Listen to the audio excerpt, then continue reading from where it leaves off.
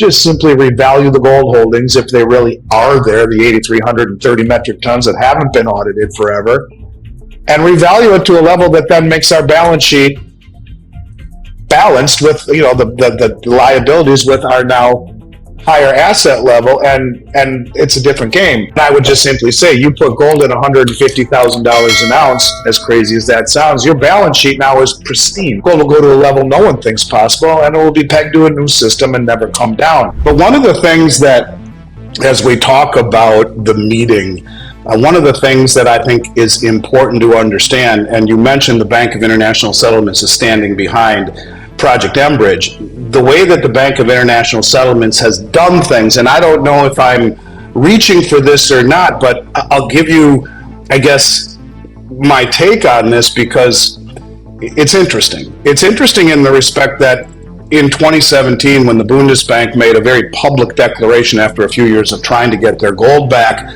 from the West, from the New York Federal Reserve and the Bank of England, it was unusual. It was unusual because gold had been falling for 6 straight years and central banks had been selling gold. Now, why is the Bundesbank making such a big deal about this was my overwhelming thought. Like, why? What's the deal? But what became more interesting to me, exponentially more so, was that within weeks of this happening, the Bank of Austria, Turkey, Hungary, Poland, the Czech National Bank, the Dutch National Bank, all of these banks followed suit, both with the New York Federal Reserve and the Bank of England. You see, forever, countries will hold their gold at the Bank of England and the New York Fed to give them access to the LBMA and to the COMEX, Western jurisdiction safety and Western rule of law.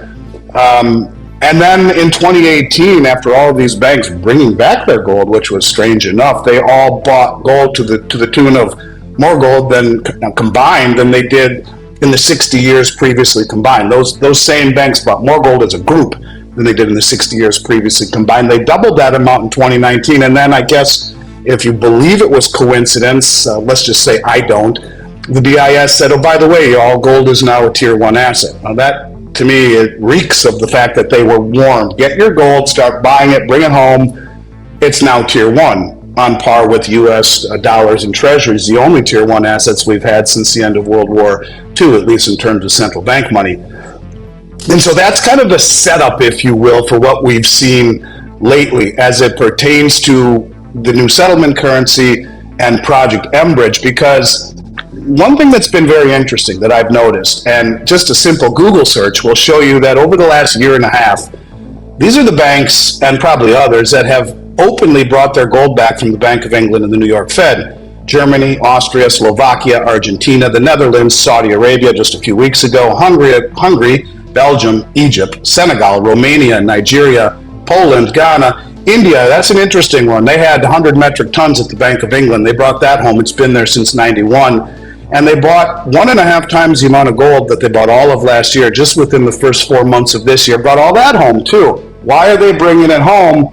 Turkey, France, Serbia, Venezuela, Algeria, Cameroon, South Africa, Czechoslovakia, the list goes on. But all of these central banks brought all of their gold home. Now, conventional wisdom will tell you that's because of the weaponization of the treasury market. These banks, you remember where Venezuela asked their gold to be returned from the Bank of England, and they said, no, not going to do that. We don't like the way that you're running your country.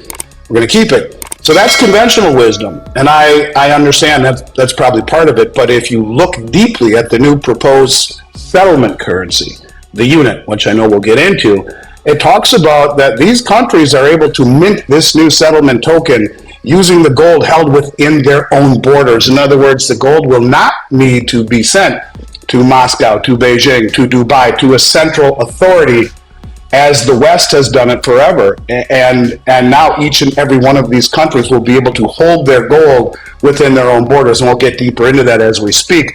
So I think as we look at this from a mile high, I would say the BIS does things this way. The BIS will tell the parties involved, get your house in order, start doing this because things are about to change. And you missed one other very, very important part of Project mBridge. You are right. It was designed by China, Hong Kong, Thailand, and the UAE, and backed by the BIS Innovation Hub. But the fifth full member now is Saudi Arabia. And this is a platform that is not compatible with US dollars. it means that it needs to be higher in terms of its dollar price, for sure. I mean, and we've had the head of the Dutch National Bank talk about this for quite some time. And ironically, in fact, you can't make it up, Michelle, gold is held on central bank balance sheets and accounts called the gold revaluation account. And, you know, the head of the Dutch National Bank says, look, we got all this money in the revaluation account that we currently cannot offset against our liabilities, but why don't we revalue the price of gold and do just that? Because in Europe, gold is on everyone's balance sheet at $35 an ounce. In the U.S., it's $42.22. I would guess they valued it last and did some legal declaration sometime in the early 70s, right after they set it free from its $35 an ounce price. But that is what it is on the books of the U.S. government. And, you know, it makes a lot of sense, actually. And we saw that with Roosevelt over my shoulder there. That's what he did. He confiscated gold, he revalued it, and by 40% by depreciating the dollar. And it takes on a greater significance in my mind when we see Cynthia Lummis, the senator from Oklahoma or from Wyoming, who got up on stage at the Bitcoin conference just a couple months ago in Tennessee, where Trump said, yeah, I want to build a Bitcoin strategic account. And she said, yeah, I want to float a bill that revalues the gold that the Fed is holding on behalf of the Treasury to a level high enough to buy Bitcoin for this account. And, you know, in a world where, and by the way, Luke Gromen is one of the smartest human beings on the planet. I try and follow everything that he says, and I agree with him. We're a country who invaded Iraq under false pretenses 20 years ago, looking for weapons of mass destruction that were never found. We're sorry we destroyed your country. We've toppled your regime, and here we are 20 years later still occupying the country. And they made $90 billion last year in oil revenue, which is held at the New York Fed, and they asked at the end of 23 for $1 billion. Please give it to us. We need it for something. No, we said, it's yours, but come back next year. It's just not a good time. This hypocrisy is being viewed by many countries like Iraq to the extent that they have formally applied to BRICS. They are kicking Western coalition forces out of the country as we speak. They have made trading in dollars illegal. If you own a business, they will throw you in jail and confiscate your business. And as of January earlier this year, there are no green bills in any bank throughout all of the country. Or you can look at it at Janet Yellen earlier in this year telling CNN, listen, I'm okay with Xi Jinping and Putin being buddies. My initial thought was, well, geez, that's really nice of you, Madam Secretary. She says, but if Xi gives one penny to the Russian war machine, we will sanction their banks, we will sanction their companies, and we will sanction Beijing itself. And I guess my thought is, well, what about the 200 plus billion we've given the Ukraine with no congressional oversight, the Stinger missiles, the F-16s, and the training of their pilots in the Arizona desert? Does that not matter? Evidently it doesn't as the world reserve currency. So all I am saying is that a good portion of the world represent or sees the fact that, or thinks that, we are hypocritical. Now, when you take $5 billion in Russian assets and call it what it is, it's stealing, it's default, and use the majority of those assets to buy weapons from the military-industrial complex to give to the country they're in the midst of a war against, well, you don't come back from that. At least as far as I'm concerned, you will forever have severed the trust. And even Putin said in a meeting in St. Petersburg a few weeks ago that the Bretton Woods system is dead, and it is. It's now replaced by a system that is backed simply by the trust of the United States. You could say the full faith and credit of a country that's 200 plus trillion in debt. And well, I don't need to go down the faith road. We talked about that before, you know, the lawlessness and the judicial system, the electoral system and all that. And the trust. Where is the trust? We have, in many respects, squandered that trust by doing these kinds of things. And this is what has created this drive, this unified force of countries pushing back against this hegemony, which I would argue is dead. The supremacy isn't, but the hegemony is.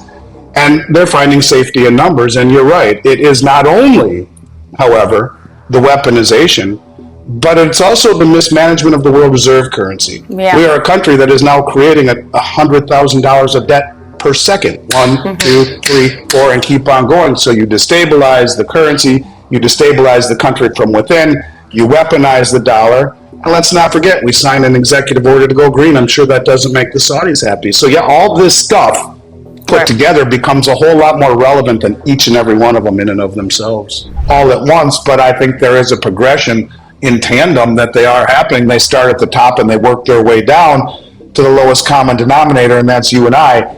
every one of us will at some point most likely have to transition to a CBDC. That is the way the world is moving. But to get it done right, you have to start at the top. Well, it talks about how it is highly integratable.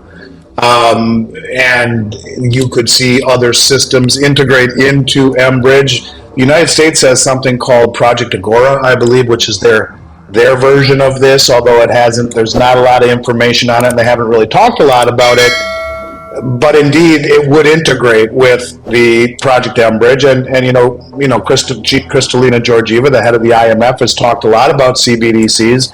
Said a CBDC not backed by something would be fiat. Makes sense then to use gold just like mBridge and the unit would. But yes, it would integrate into the current system. In fact, they make a very big point of saying that mBridge is highly integratable with other already in operation systems. So yeah, I think that is something that certainly they've thought of, and it will certainly integrate with other CBDCs, no question about it.